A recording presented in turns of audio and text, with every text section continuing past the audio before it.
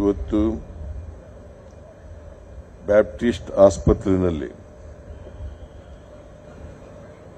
Cancer ಕಾಯಿಲೆಯನ್ನ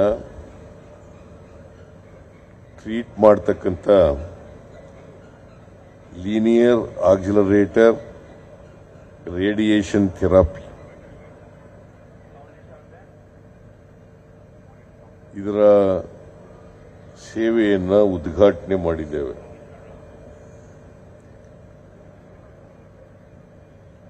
ಇದು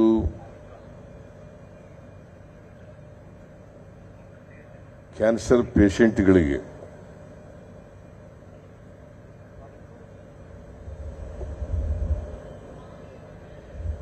treatment ಮಾಡತಕ್ಕಂಥ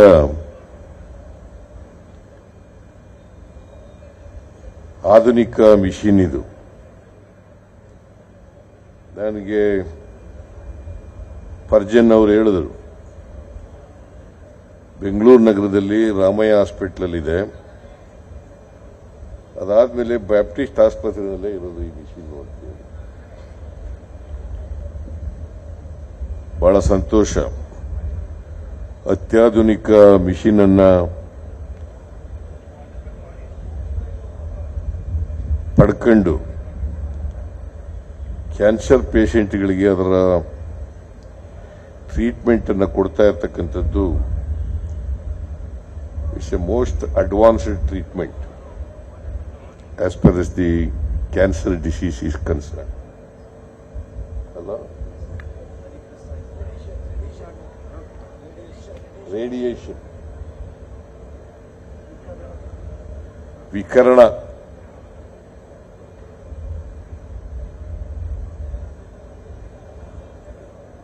ಬಹಳ ಜನ ಇತ್ತೀಚಿನ ದಿನಗಳಲ್ಲಿ ಕ್ಯಾನ್ಸರ್ ರೋಗಕ್ಕೆ ತುತ್ತಾಗ್ತಾ ಇದ್ದಾರೆ. ಸಾಮಾನ್ಯವಾಗಿ ಕ್ಯಾನ್ಸರ್ ರೋಗ ಅದು ವಾಸಿಯಾಗ್ತಕ್ಕಂಥ ರೋಗ ಅಲ್ಲ ಅಂತೇಳಿ ಜನರಲ್ಲಿ ಅಭಿಪ್ರಾಯ ಇದೆ. ಆದ್ರೆ ನಾನು ಡಾಕ್ಟರ್ ಕೇಳಿದೆ, ಈ ರೋಗ ವಾಸಿ ಆಗ್ತದ ಅಂತೇಳಿ. ಅವರು ಹೇಳಿದರು, ಇನಿಷಿಯಲ್ ಸ್ಟೇಜ್ನಲ್ಲಿ ಡಯಾಗ್ನೈಸ್ ಆದರೆ ಸಾಧ್ಯ ಇದೆ ಅಂತಕ್ಕಂಥದ್ದು. ಅನೇಕ ಜನ ಕ್ಯಾನ್ಸರ್ ರೋಗ ಬಂದಿದ್ದವರು ವಾಸಿಯಾಗಿರ್ತಕ್ಕಂಥ ನಿದರ್ಶನಗಳಿದ್ದಾವೆ. ನಮ್ಮ ಕ್ರಿಕೆಟ್ ಪ್ಲೇಯರ್ ಯಾರವರು, ಯುವರಾಜ್ ಸಿಂಗ್, ಅವ್ರಿಗೆ ಕ್ಯಾನ್ಸರ್ ಬಂದಿತ್ತು ಅಂತ ಪತ್ರಿಕೆಯಲ್ಲಿ ಓದಿದ್ದೆ ನಾನು. ಆಮೇಲೆ ಟ್ರೀಟ್ಮೆಂಟ್ ಮಾಡಿದ್ಮೇಲೆ ವಾಸಿಯಾಯಿತು.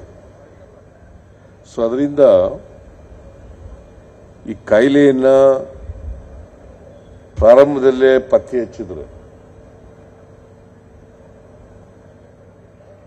I hope that you all understand Kannada.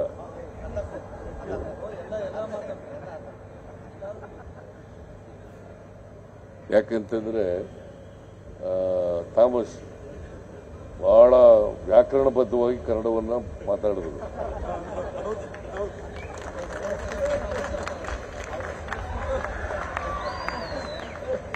ಕನ್ನಡಿಗರು ಕೂಡ ಬಹಳ ಕಡಿಮೆ ಆ ಥರ ಮಾತಾಡೋದು ವ್ಯಾಕರಣಬದ್ಧವಾಗಿ.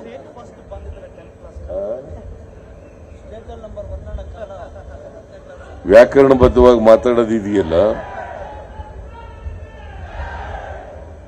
ಅನೇಕ ಜನ ಸಾಹಿತಿಗಳಿಗೂ ಕೂಡ ಕಷ್ಟ ಅದು.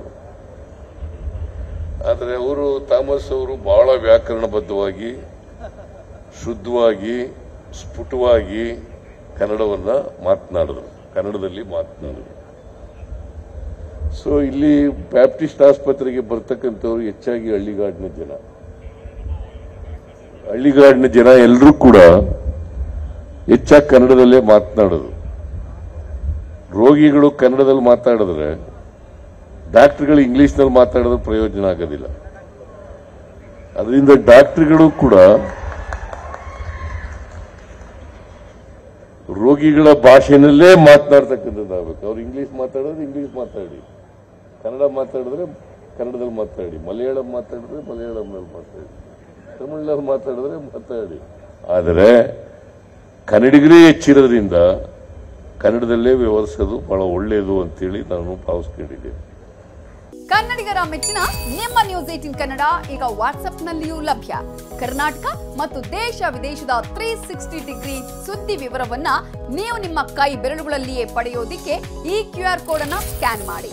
ನಮ್ಮ ಚಾನೆಲ್ ಅನ್ನು ಫಾಲೋ ಮಾಡಿ, ನೋಟಿಫಿಕೇಶನ್ ಆನ್ ಮಾಡಿ.